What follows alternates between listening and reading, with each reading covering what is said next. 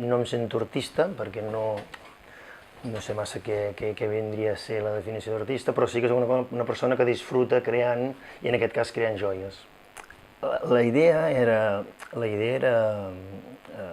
és fer joia molt personal, fer joia d'autor, fer joia que cada persona tingui la seva joia, que la teva joia no sigui la joia de l'altre, que no us la podeu intercanviar d'alguna manera, no?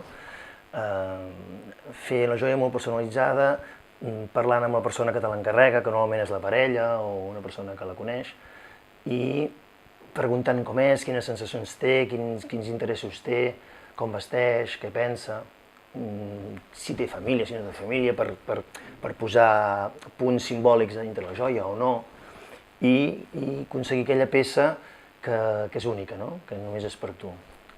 Bàsicament treballo amb materials nobles, en plata i or.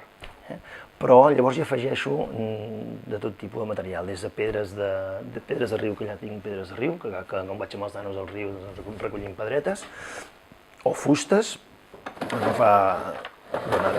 no tinc fustes aquí, però agafar fustes, banús o bolondo, i fustes dures que permetin treballar i polir-les. La joia surt d'aquí, de la brutícia, de muntar de les mans.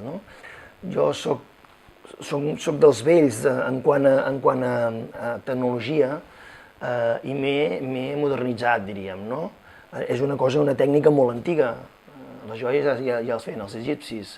Hi ha coses que encara es conserven, però hi ha coses que evolucionem. I he entrat en el món informàtic, de la informàtica aplicada a la joieria.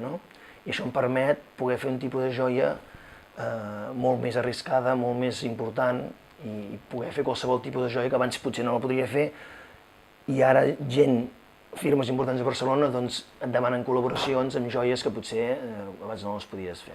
I també el 2013, esperonat per amics, que m'ho comentaven, que em donés que fes servir les xarxes socials una mica, perquè jo aquí estic molt tancat. Vaig començar de petit, ara aviat em faig 50, però de petit, quan tenia 12, 10, 12, 13, 14 anys, recordo que jo era bon estudiant i jo anava fent bé a l'escola, però l'assignatura que més m'agradava eren trabajos manuales, i em passava, recordo que a casa dels meus pares al final tenien un cobert i me'l vaig fer meu. Vaig fer un tallaret i tenia serres i màquines de foradar i em passava el dia allà treballant. I quan ens encarregaven una flauta, jo fins que la flauta no sonava no parava. Els meus germans, soc el petit de 4, els meus germans feien la seva carrera universitària i jo potser influenciat pel que es vivia en aquella època vaig dir jo haig de fer enginyer. Vaig fer enginyer i vaig durar 3 dies. No 3 dies, no 3 mesos, fent enginyeria electrònica de no sé què. I ho vaig deixar-ho. Ho vaig deixar-ho perquè no m'agradava realment, però tampoc sabia què volia fer. Anar a la llotja. Llavors allà vaig conèixer l'escultura, la pintura, i allò era una passada. Ens passàvem el dia pintant, dibuixant, era fantàstic.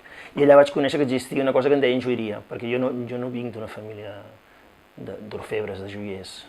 Em vaig trobar que allà es feia el que jo feia de petit.